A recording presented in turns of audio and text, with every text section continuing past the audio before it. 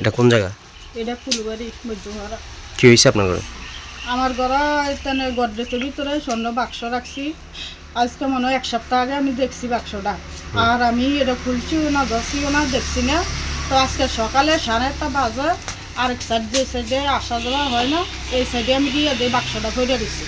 বাক্সটা ভরে দিচ্ছে, তো বাক্সটা লইয়া আমি তাড়াতাড়ি গডরেজও গেছি, যাইয়া যে জায়গাটা তো রাখছি এই জায়গাটা এভাবে রয়েছে, কোনো মানে অগোছা নাই, গোছাই নেই। তারপরে আমি খুঁজতে আসি স্বর্ণ বাক্সটার মধ্যে কিচ্ছু না, শুধু খালি বাক্সটাই দেখছি। এরপর তার স্বর্ণটি আমি পাই না, স্বর্ণ নাই। প্রায় 12-13 ভরি স্বর্ণ।